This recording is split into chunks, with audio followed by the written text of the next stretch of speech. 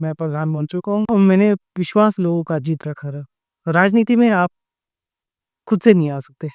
यदि आप समाज सेवा कर रहे हो तो आप राजनेता हो, राजनेता यदि आप हो तो समाज सेवी हो।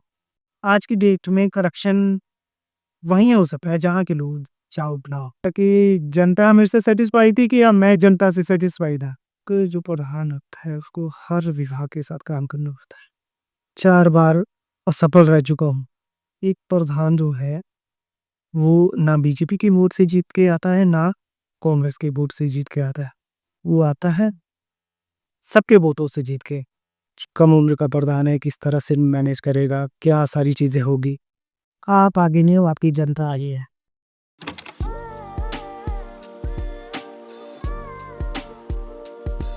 बातें अनलिमिटेड।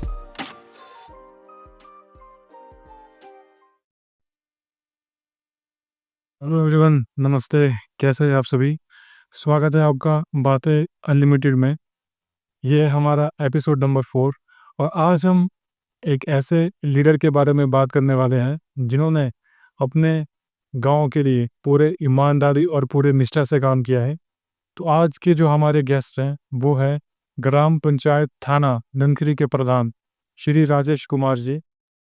आज हम उनसे बहुत सारी बातचीत करेंगे और जानेंगे कि उनका जो राजनीतिक सफ़र है वो कैसा रहा और उनको किन किन परेशानियों का सामना करना पड़ा और उन्होंने जो अपना वर्क एक्सपीरियंस हमारे साथ शेयर किया है तो वो आप आज के इस पॉडकास्ट में देखेंगे और जानेंगे। तो चलिए शुरू करते हैं राजेश कुमार जी की कहानी उन्हीं की ज़ुबानी।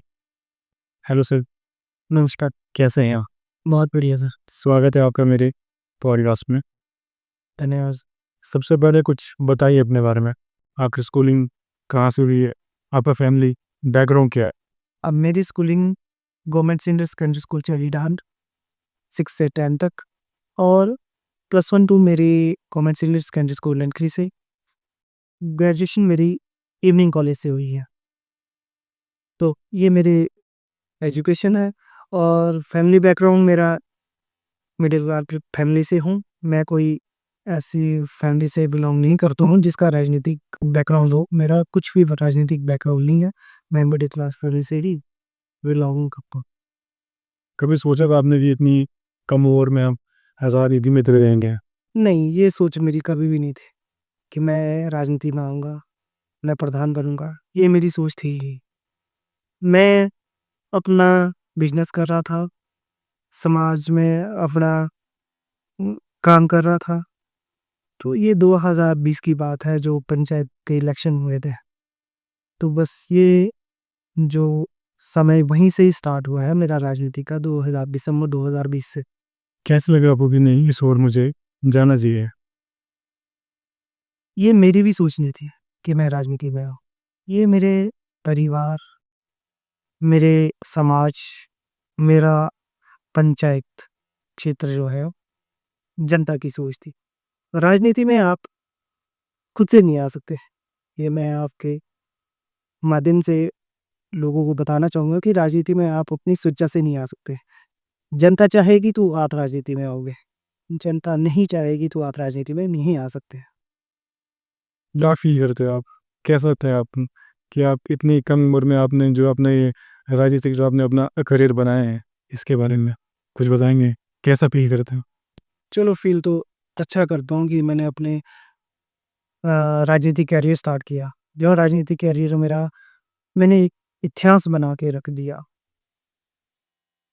इस ननखरी ब्लॉक में एक इतिहास बन के रह चुका है कि 27 साल का प्रधान, कम उम्र का प्रधान मेरी पंचायत क्षेत्र ने चुन के दिया है। मैं हमेशा इस पंचायत के लोगों का, इस पंचायत की जनता का मैं ऋणी रहूँगा कि आपने मुझे चुन के प्रधान बनाया। मैं हमेशा पूरी ज़िंदगी भर अपनी जनता का ऋणी रहूँगा इस चीज़ के लिए। क्या आपकी फैमिली और गाँव वालों का सपोर्ट आपको शुरू से मिला? मेरी फैमिली और गाँव वाले और पूरी जनता का सपोर्ट शुरू से मिला। यदि इन सब का सपोर्ट मेरे साथ ना होता, तो मैं आज प्रधान नहीं होता। जब आप चुने गए, जब आपको ऐसा लगा कि नहीं मैं अब जीत गया हूँ, तो पहला रिएक्शन क्या था आपका? क्या फील किया आपने? वो रिएक्शन मेरा ही या मेरे परिवार का रिएक्शन वो अलग ही था। हाँ, वो तो ये आपका और आपकी फैमिली का क्या था रिएक्शन इसमें? रिएक्शन ही कुछ नहीं था सर। हम हक्के-बक्के रह टिके थे। हक्के-बक्के यानी कि हमने फर्स्ट टाइम इलेक्शन लड़ा। मेरे परिवार ने आज तक इलेक्शन ही नहीं लड़ा। हमारा कोई वैसा नहीं था, कभी इलेक्शन में आने का था ही नहीं कि हम इलेक्शन लड़े या सारी चीज़ें करें। तो वो सारी चीज़ें थी ही नहीं दिमाग में। तो फर्स्ट टाइम ऐसा हुआ कि हमने भी इलेक्शन लड़ना है। हम 25 परिवार हैं सारे। तो हमने कभी सोचा नहीं था। मैंने नहीं सोचा था, मेरे परिवार ने नहीं सोचा था कि हम इलेक्शन में आए। हमने फर्स्ट टाइम इलेक्शन लड़ा तो विजयी हुए, तो हमारे रिएक्शन सारे शॉक्ड हो गए थे कि हम विजयी हो चुके हैं।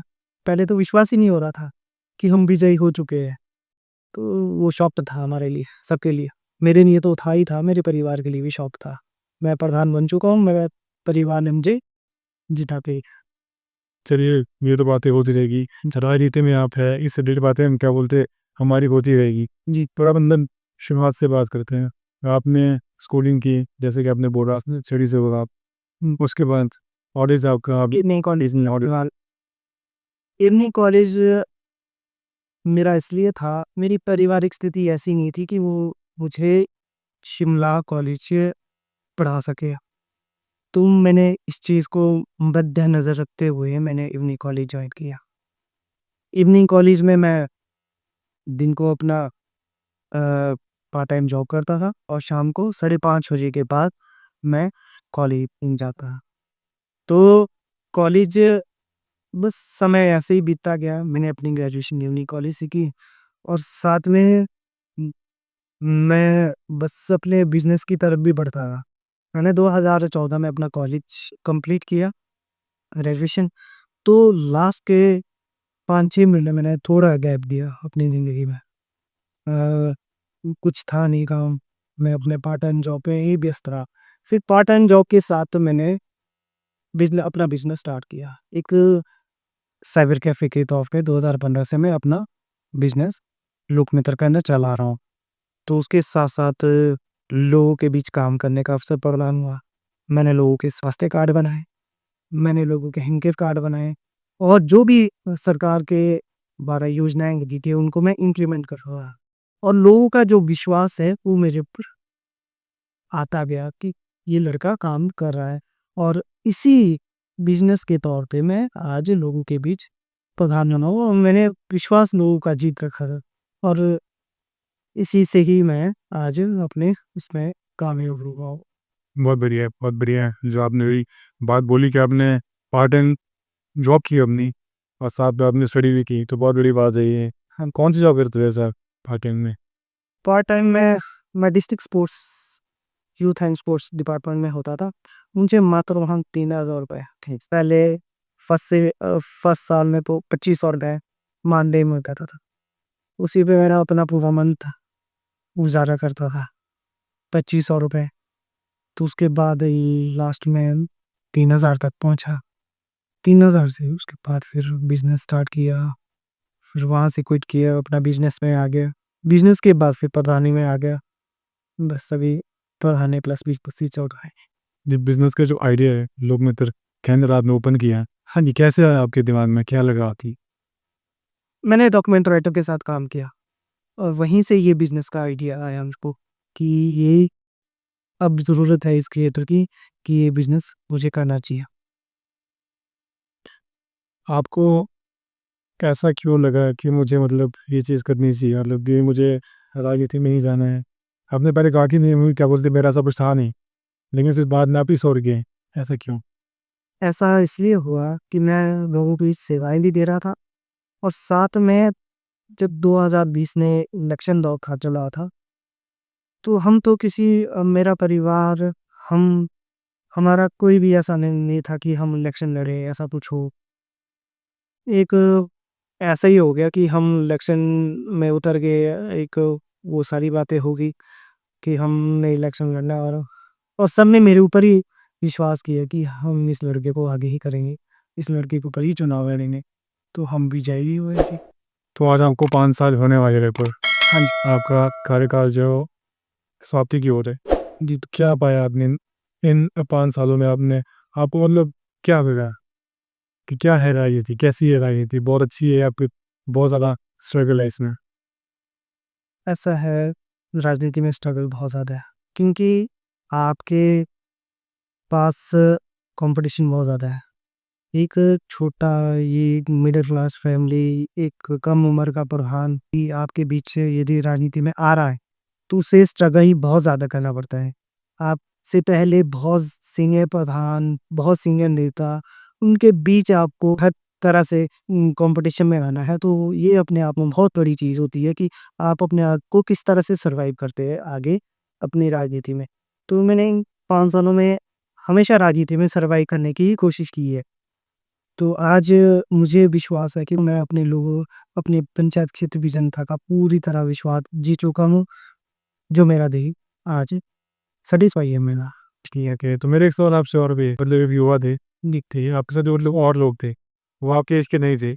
कैसे आपने मतलब जो ये क्या बोलते हैं मैनेज किया है? इसमें कोई दिक्कत आई आपको? ना दिक्कत भी कुछ नहीं आई जी। एक होता है एक युवा प्रधान, उसकी नई सोच, हाँ जी, तभी मैंने बोला। नई साज, वो सारी चीज़ें मुझे एक मेरा कैबिनेट, मेरे वार्ड पंच इतने अच्छे मिले कि मैं आपके माध्यम से भी उनकी तारीफ़ करूँगा कि वो बहुत अच्छे, मुझे बहुत अच्छा कैबिनेट मिला कि जो भी योजनाएँ मेरा था, जिस भी स्कीम पे मैं बात करता था, पूरी प्लानिंग के साथ उनको भेजता था कि आपने इस तरह से ही ये सारी चीज़ें करनी है, और वो 100% उसमें करते देते थे।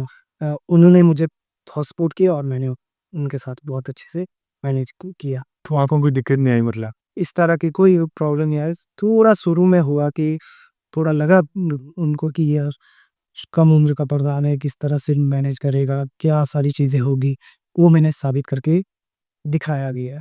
मैं आपको एक उदाहरण देता हूँ कि मैं टारगेट पे काम करता हूँ हमेशा, कि ये टारगेट मुझे अचीव करना है। वो टारगेट मैं हमेशा अचीव करता हूँ।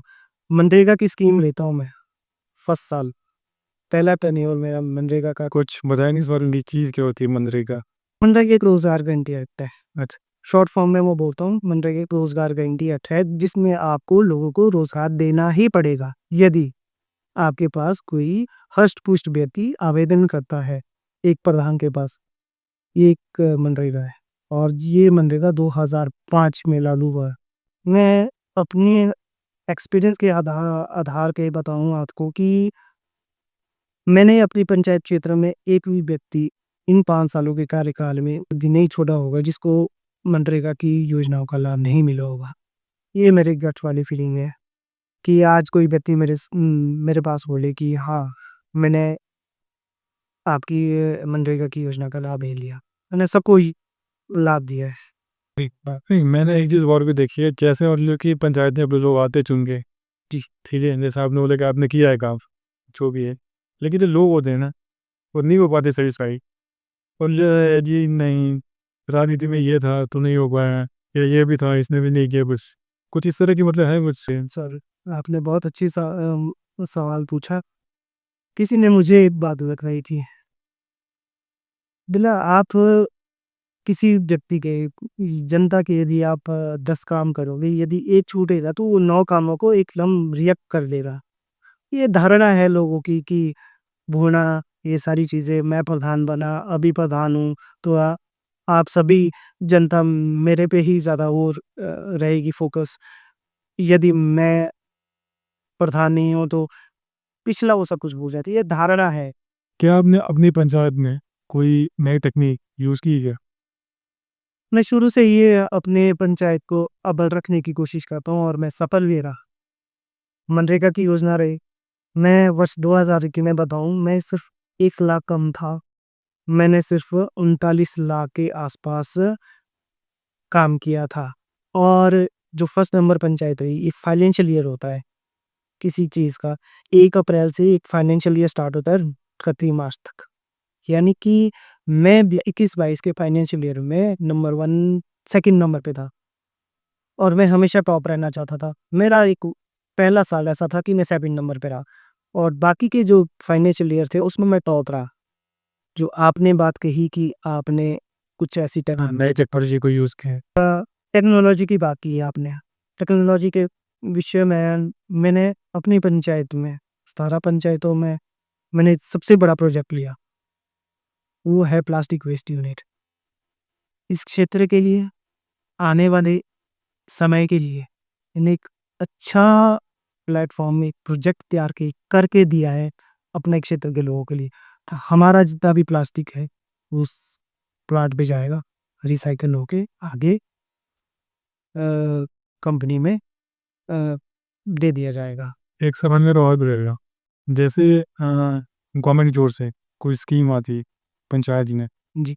उसको आप लोग कैसे शेयर करते हो आगे ग्राउंड लेवल पे, कैसे लेके जाते हो?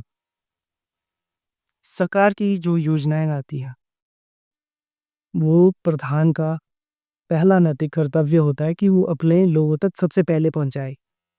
ये जानकारी सारी हमारे जो ग्राम सभा होती है, उसमें इन लोगों को दी जानी चाहिए। और आपसे ऐसे ही सही आपको लगता है?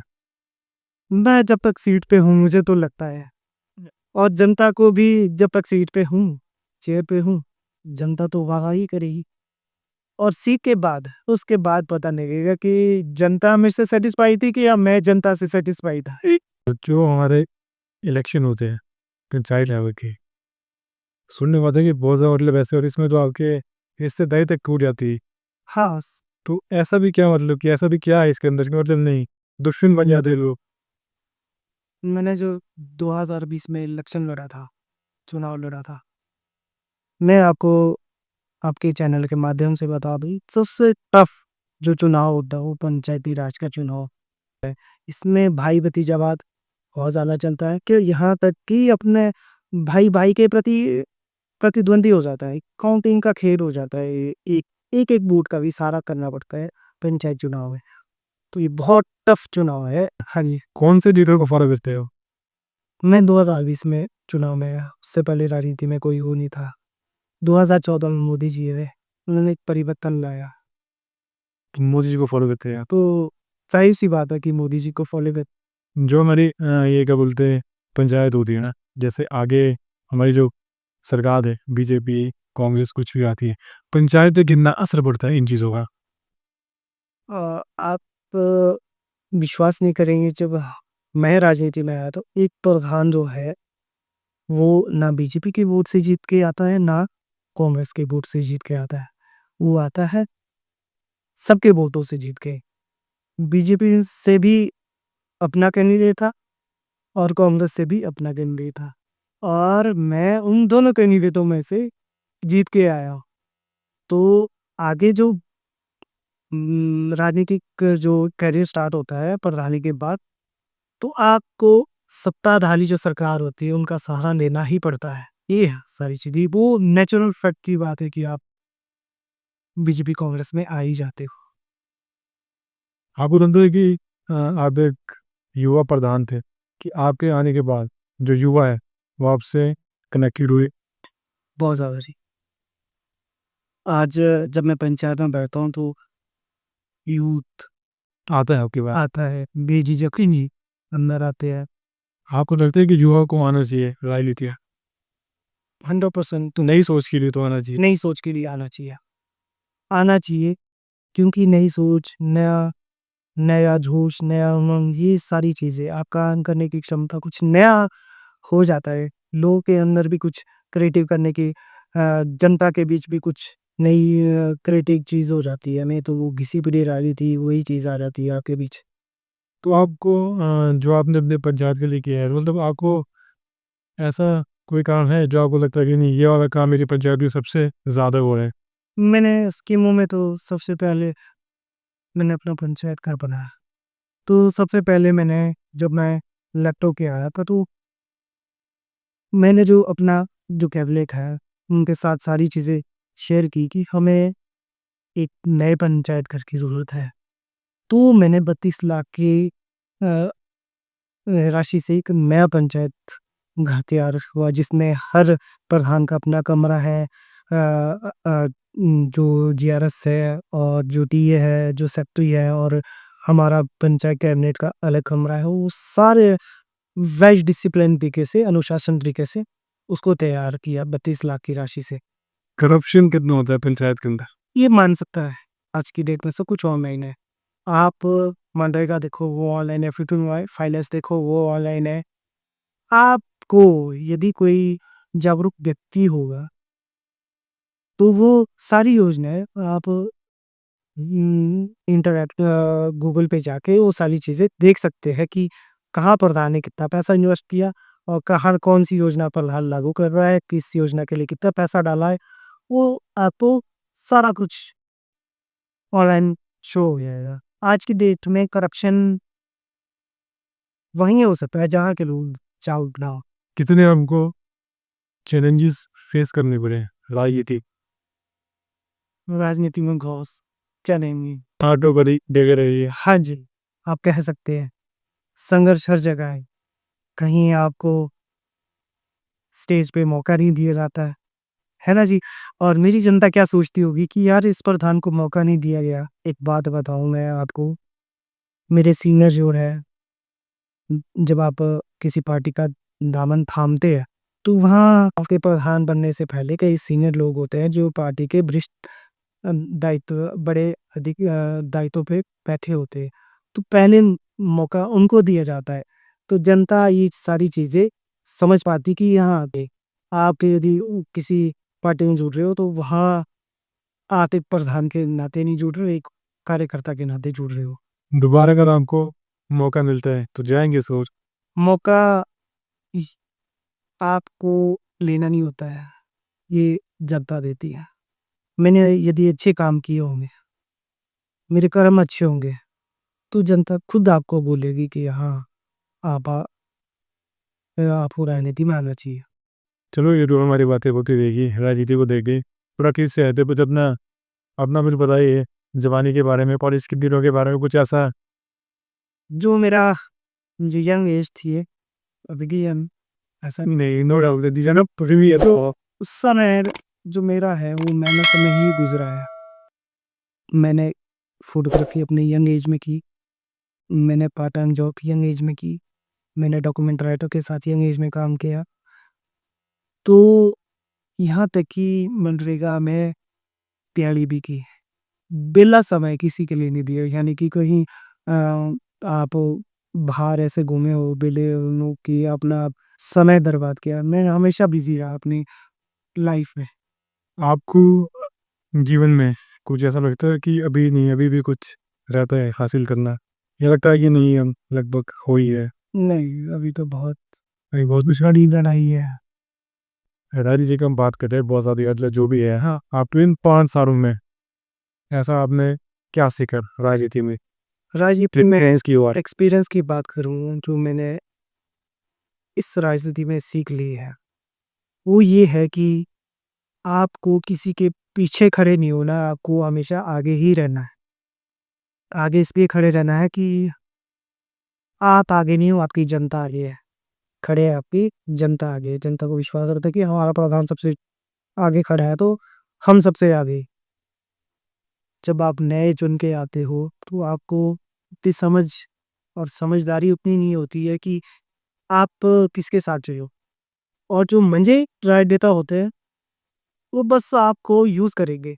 हमारे साथ फ़ोटो भी लेंगे कि ये प्रधान मेरे साथ है, कि आपको किसी के साथ खड़े नहीं होना है, आपको अपनी लाइन खुद ही बनानी है और अपनी लाइन में बाकियों को जोड़ना है। और मैं आगे भी यही सीख दूँगा आपके माध्यम से। आप किसी के साथ खड़े मत हो, आपके साथ बाकी लोग खड़े हो, बस। नशे को देखी कोई बोलना चाहेंगे आपने अपने कार्यकाल में क्या किया नशे को देख।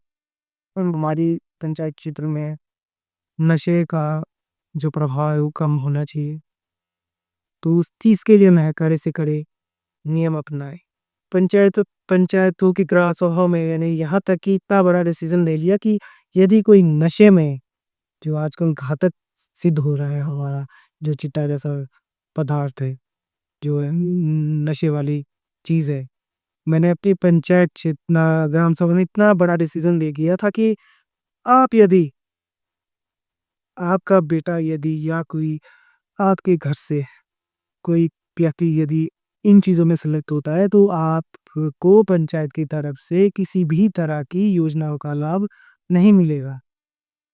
तो इस तरह से मैं प्रयासरत था इसके लिए। मैं एक चीज़ आपसे और भी पूछना चाहूँगा कि जो पंचायत होती है या कोई भी स्कीम आती है, एनिमल वेलफेयर को लेके भी कोई स्कीम आती है? एक जो प्रधान होता है उसको हर विभाग के साथ काम करना होता है। तो जो आपने एनिमल की बात की, पशु विभाग का जो ये कार्य होता है, इसमें जो गौशाला के लिए है, गौशाला बनाई जाती है, उसमें पशुओं के लिए है, जो चारा प्लस वो सारी चीज़ें, जो पिछली सरकार थी इसमें 600 रुपए पर पशु दिया जाता था। वर्तमान में जो सरकार है इन्होंने 6 से 1200 रुपए पर पशु किया है।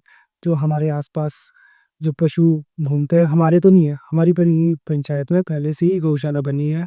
तो हमारे यहाँ उम, शायद एक 70 60 से 70 पशु गौशाला में हैं और गौशाला का जो कार्य है अच्छे से चल रहा है और उन पशुओं के लिए उन देखभाल भी अच्छे से चल रही है। यहाँ संस्था बनी है, लोगों ने यहाँ अंशदान दे के गौशाला का निर्माण किया, फिर सरकार से उन पशुओं के लिए सहायता भी प्रदान हो रही है। तो वो जो पैसा आता है पंचायत के अंदर, वो यूज़ हो रहा है? वो पंचायत के अंदर में नहीं आता है, पंचायत के माध्यम से नहीं आता, वो विभाग के पशु जो ये एनिमल हस्बेंड्री विभाग है, वहाँ पे रहने से उस संगठन को दिया जाता है जो वहाँ एनजीओ काम कर रहा है या अब जो वहाँ कमेटी काम कर रही है। यूथ के लिए कुछ बोलना चाहेंगे? यूथ के ऐसे जो युवा पीढ़ी है उसके लिए कुछ कहना चाहेंगे आप? यूथ के लिए मैं ये चीज़ कहूँगा कि आप राजनीति में हो। लगता है हमको मज़ा आ गया है राज हाँ, इन 5 सालों में से अपने को भी सीखने को मिला और मेरा एक्सपीरियंस यूथ को भी मिला। जिस तरह से परिवर्तन यूथ ला सकता है, तो आगे आगे का जो समय है यूथ को आना चाहिए, बढ़-चढ़ के भाग लेना चाहिए राजनीति में। नशों से बस थोड़ा दूर रहना चाहिए। नशों से बस थोड़ा थोड़ा बहुत दूर रहना चाहिए। महिलाओं पे भी कुछ बोलना चाहेंगे? महिला मंडल का कितना सपोर्ट मिला आपको? महिला मंडल का सपोर्ट पंचायत में भरपूर मिलना चाहिए। चाहे मेरी ग्राम सभा है, आप मान सकते हैं कि 70 और 30 का रेतो रहता है, जिसमें 70% महिलाएँ होती थी, 30% पुरुष होती थी। और जिस भी काम को मैंने कहीं स्वच्छता का कार्य करना हो, तो वहाँ महिला मंडल का सहयोग रहता था। और नशे के खिलाफ के ही रैलियाँ निकालनी है, वहाँ महिला मंडलों का सहयोग, सभी महिला मंडलों का सहयोग मेरे साथ भरपूर रहा इस कार्यकाल में। जो स्वयं सहायता समूह बने हैं, वही महिलाएँ स्वयं सहायता समूह में है, वही महिलाएँ महिला मंडल में है।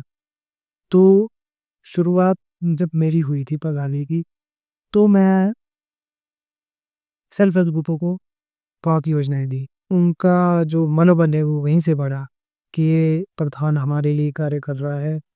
तो इस तरह से उनका मनोबल बढ़ा और और पूरे ग्राम सभा आज तक मैं बता दूँ आपको, मेरी ग्राम सभा का कोरम हमेशा ही पूरा हुआ है।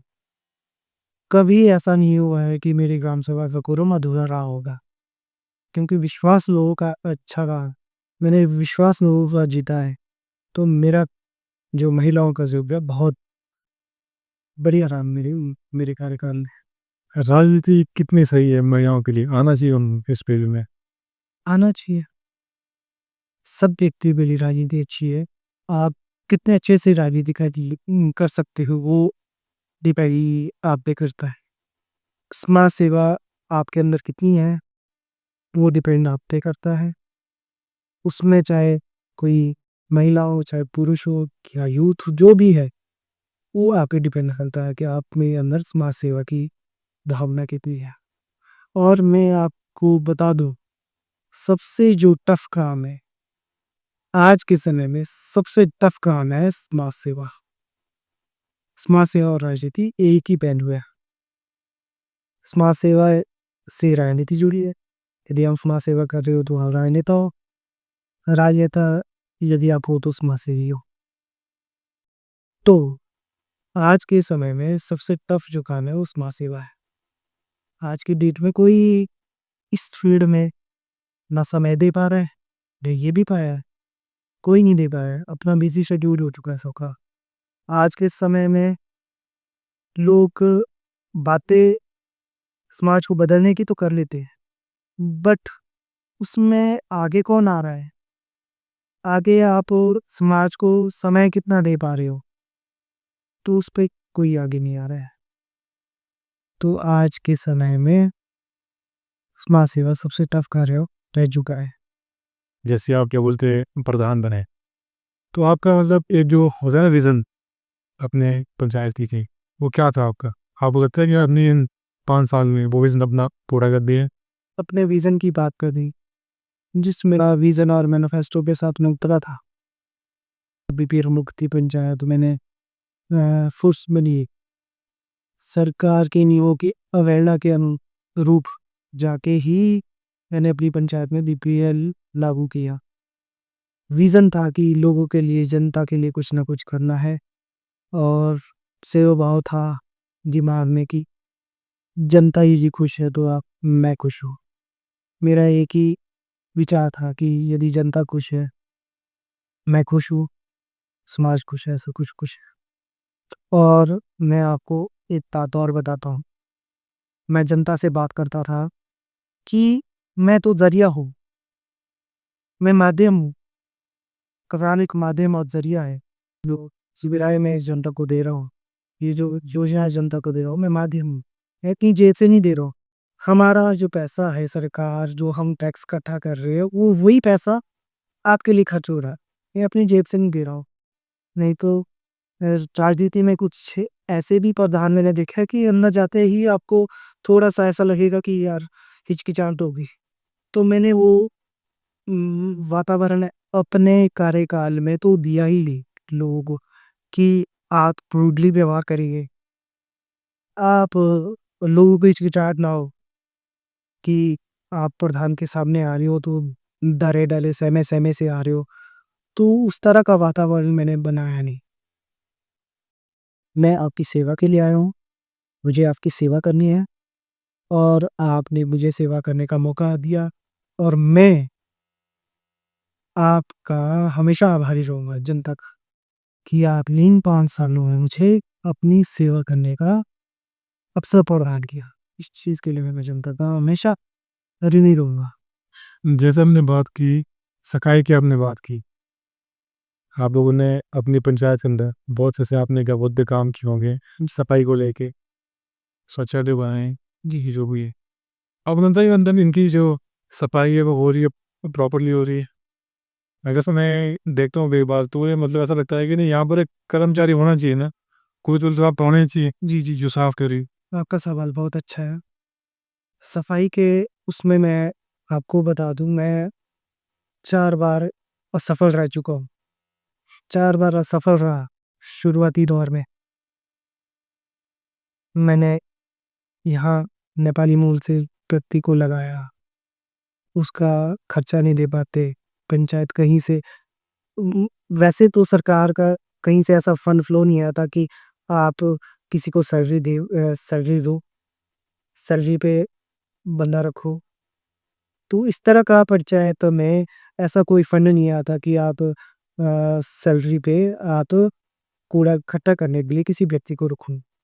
ये मैं आपके माध्यम से या आपके चैनल के माध्यम से भी बताना चाहूँगा कि सरकार को इसमें थोड़ा-सा सोचने की आवश्यकता है कि यदि साफ-सुथरा यदि किसी पंचायत को या किसी शहर को रखना है तो वहाँ गाँव शहरों में तो चलो प्रावधान है, एमसी है, ये सारी चीज़ें हैं।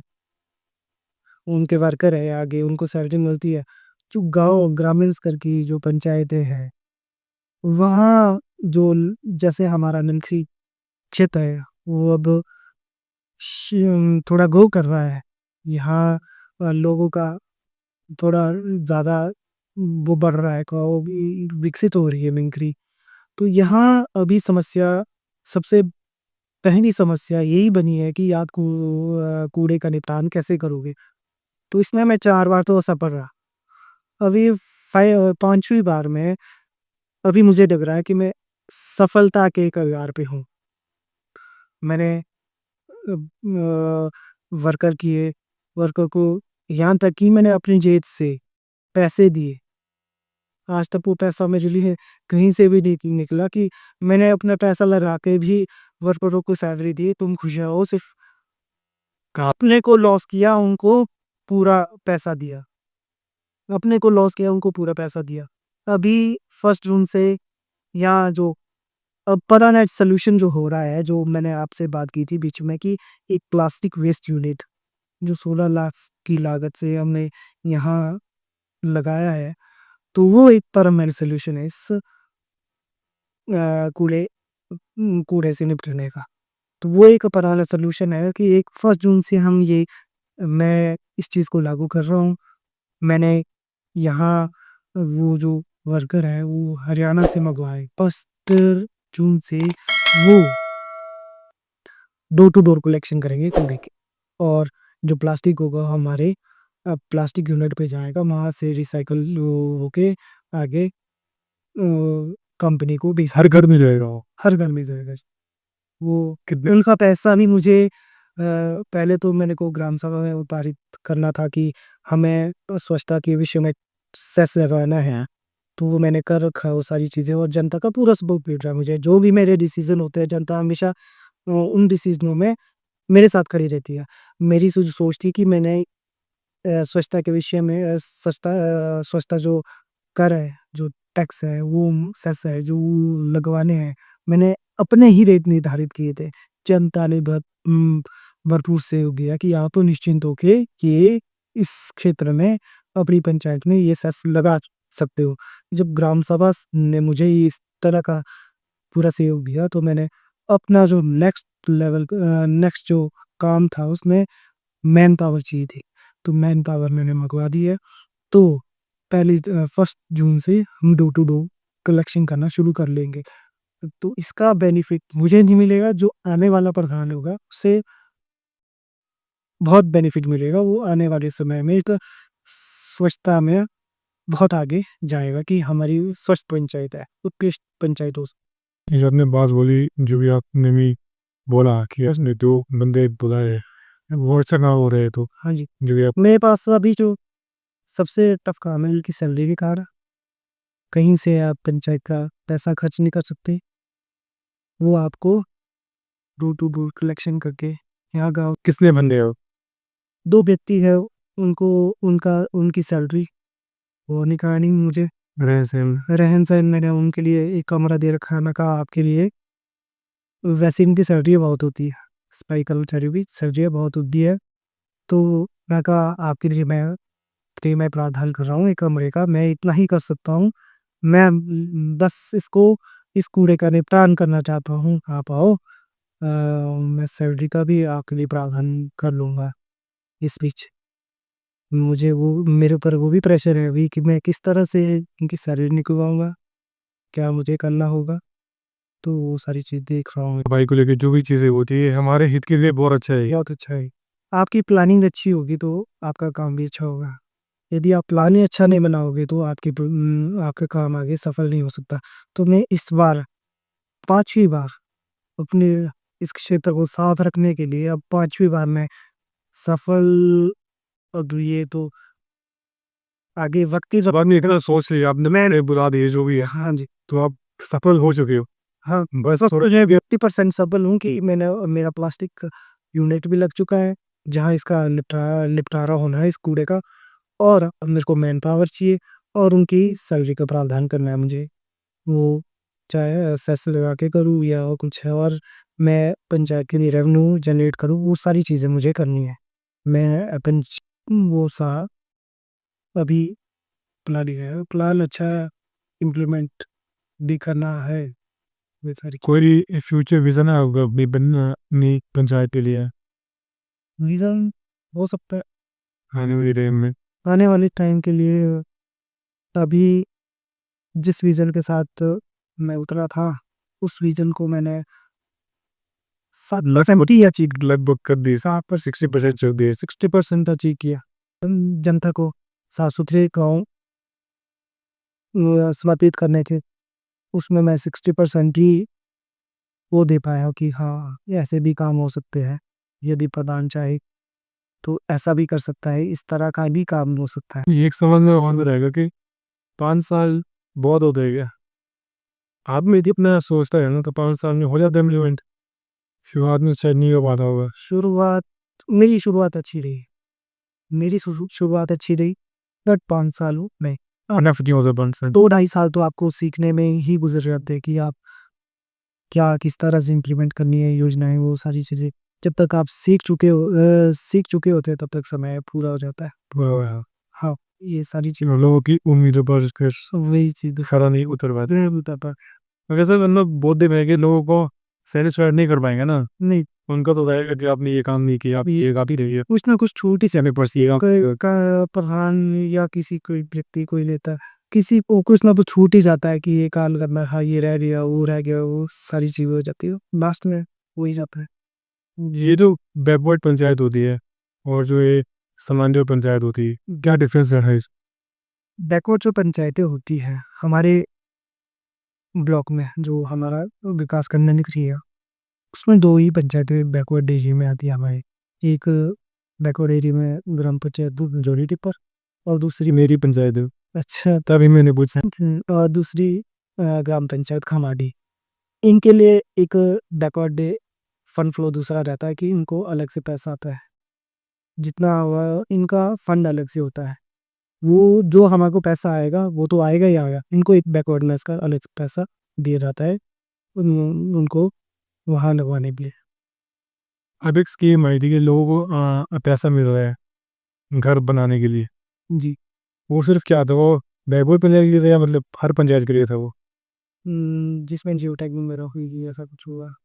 हाँ, वो 2 कमरे या फिर कुछ भी मिलता था वैसे छत में, बाद में उसमें implement- चलो ये घर बनाने के लिए आपको उम, एक मुख्यमंत्री आवास योजना है, जो वेलफेयर द्वारा तहसील वेलफेयर द्वारा योजना हर पंचायत को हुई थी नहीं, सबके लिए। सबके लिए। सबके लिए यानी कि जो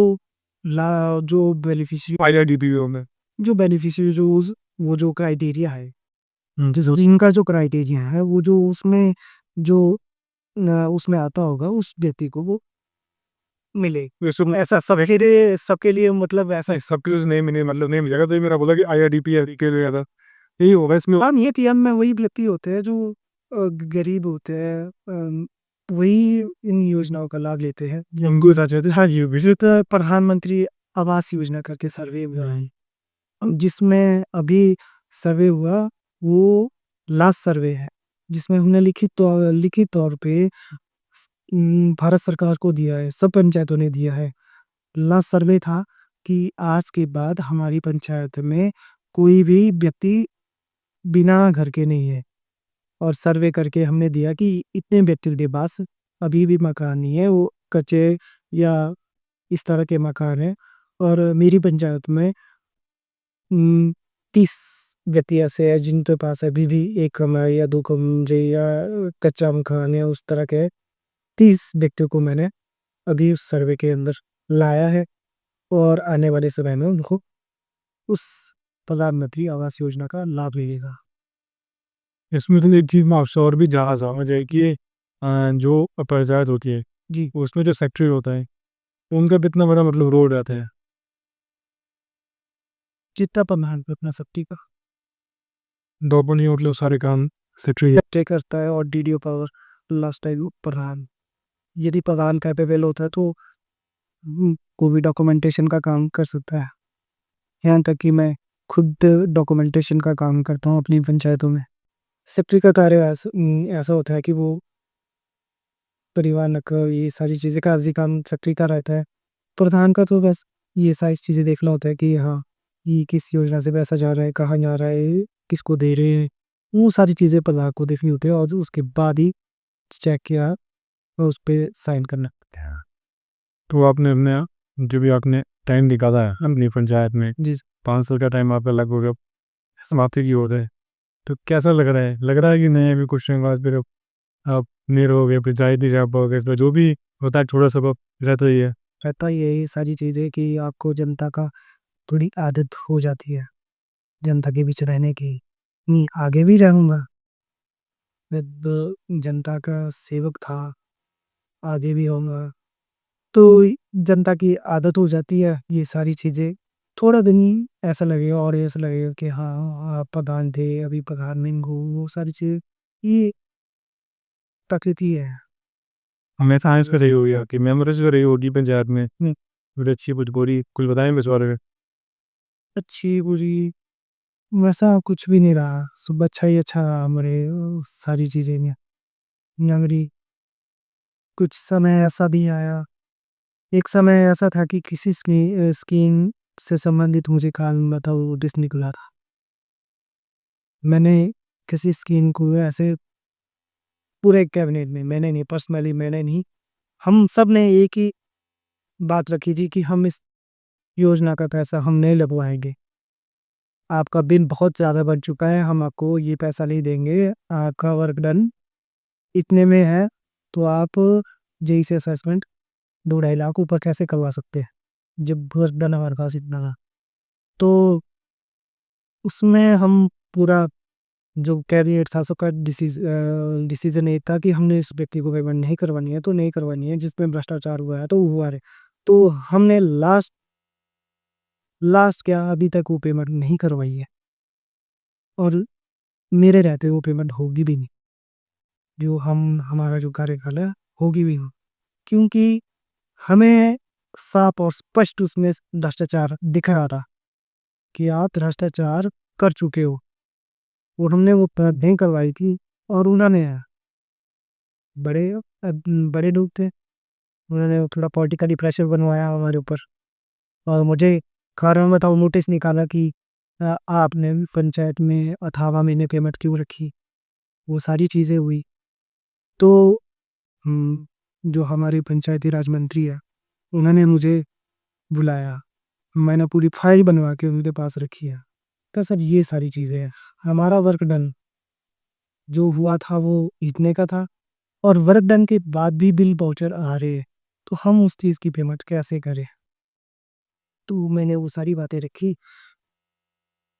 उसके बाद जो हुआ तो उसके बाद मंत्री जी ने एक ही बात कही कि हाँ, यदि आपको उसमें थोड़ी दिक्कत आ रही है, आप नहीं आपको ऐसा लग रहा है कि उसमें भ्रष्टाचार हुआ है, तो आप पैसा ब्लॉक के लिए वापस कर सकते हैं।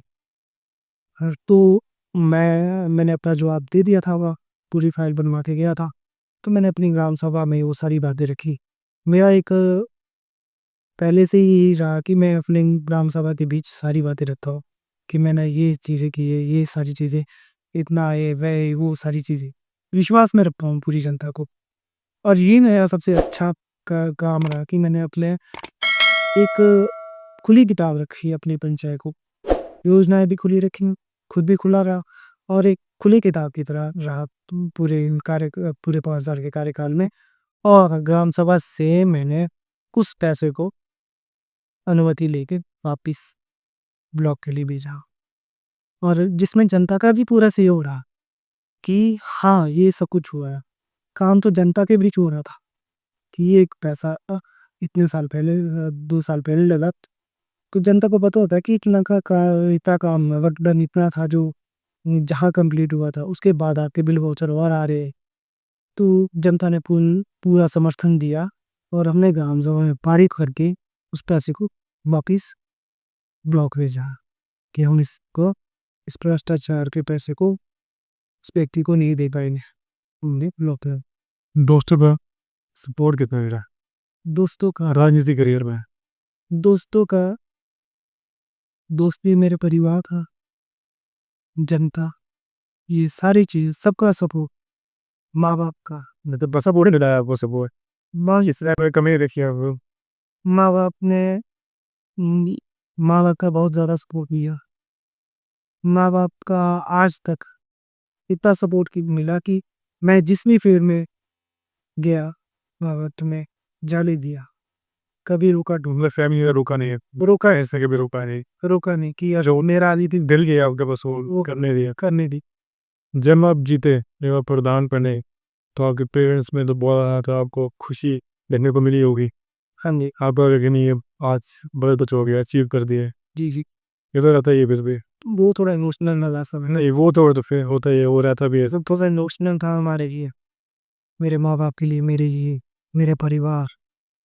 वो हमारे लिए इमोशनल था। हमने इलेक्शन फर्स्ट टाइम लड़ा, हम चुनाव में पहली बार आए, तो हमारे लिए वो इमोशनल भरा समय था।